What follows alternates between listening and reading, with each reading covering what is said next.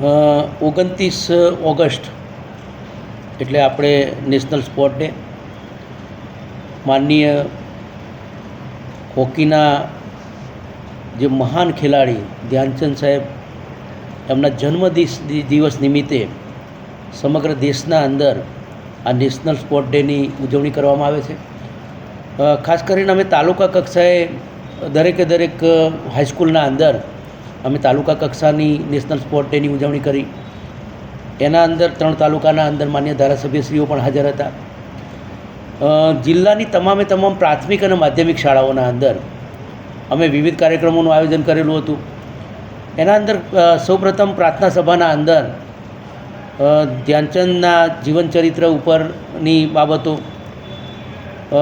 જીવનના અંદર ખેલકૂદ અને જે સ્વચ્છતા, શારીરિક બાબતો, સલામતી બાબતો, એ બાબતેની પણ અમે ત્યાં બાળકો જોડે જે જાણકારી આપેલી એની સ્પર્ધાઓ કરેલી. ખાસ કરીને રમતગમતની સ્પર્ધાઓનું આયોજન એ દરેક શાળાઓમાં કરવામાં આવેલું હતું. અને ખાસ કરીને જે પ્રતિજ્ઞા લેવાની હતી એ પ્રતિજ્ઞાનું વાંચન પણ કરવામાં આવેલું હતું. એટલે તાલુકા અને જિલ્લા કક્ષાની શાળા કક્ષાની સ્પર્ધાઓ એ સમગ્ર જિલ્લાના અંદર રાખવામાં આવેલી હતી. ખાસ કરીને જિલ્લા કક્ષાનો સ્પોર્ટ ડેનો કાર્યક્રમ એ અમે આરડી વરસાણી ખાતે રાખવામાં આવેલો હતો, જેના અંદર માનનીય સાંસદશ્રી, માન્ય ધારાસભ્યશ્રી, માન્ય કલેક્ટર સાહેબ સહિતના તમામ અધિકારી પદાધિકારીઓ હાજર હતા.